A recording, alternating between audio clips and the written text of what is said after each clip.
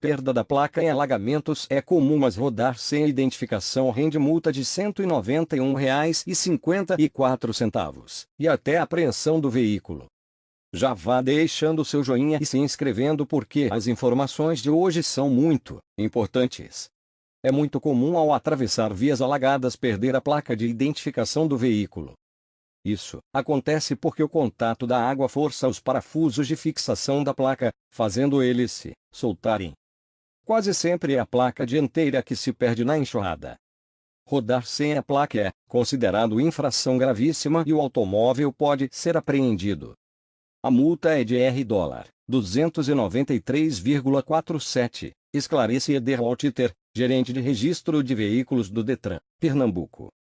Assim que o motorista perceber que o carro está sem a identificação, deve procurar uma unidade do Detran e pedir uma solicitação para a confecção de uma nova placa. Não é preciso agendar o atendimento.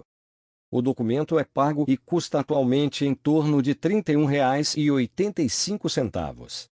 Com a solicitação, basta ir até uma das lojas credenciadas pelo Detran para confeccionar a nova identificação.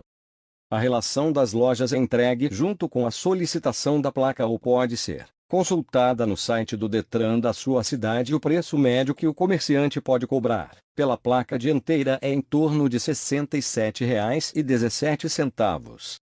A placa traseira custa um pouco mais, R$ 116, porque inclui o lacre de segurança.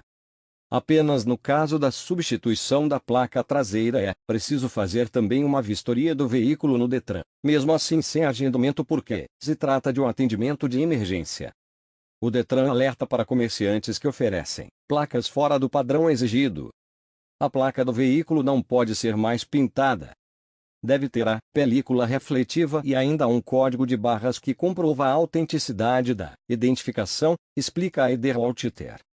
Saber a maneira adequada de atravessar um trecho pode evitar prejuízos. O maior risco é a água entrar no motor e danificar as peças internas.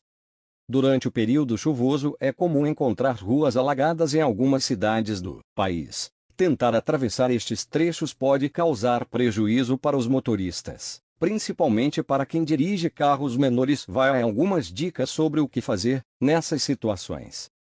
O ideal é não passar em ruas com alagamento, mas se o motorista for pego de surpresa ou tiver algum compromisso importante na hora da chuva, existem algumas medidas que podem ser tomadas para evitar prejuízos. Segundo, em carros menores, o duto que capta o ar que vai para o motor fica localizado em uma parte baixa. Se este duto for coberto pela água, ele pode sugá-la para dentro do motor e causar o chamado calço hidráulico. O calço hidráulico acontece quando a água preenche os cilindros e impede que o motor gire. Este tipo de problema pode causar torção das peças internas e até fundir o motor. Por causa disso, é preciso procurar a parte mais rasa da rua. Olhar para o meio-fio é uma boa maneira de medir qual o nível do alagamento. Atravesse devagar. O especialista lembra que o motorista deve sempre evitar que a água chegue perto do filtro de ar. Se o dono do carro acelerar, a água pode cair sobre o motor e acabar causando o temido calço hidráulico. Além de entrar na água, é preciso engatar a primeira marcha e não trocar marchas antes de terminar a travessia, que deve ser feita em velocidade baixa e constante. As caminhonetes não enfrentam este tipo de dificuldade, pois são preparadas para atravessar trechos com água.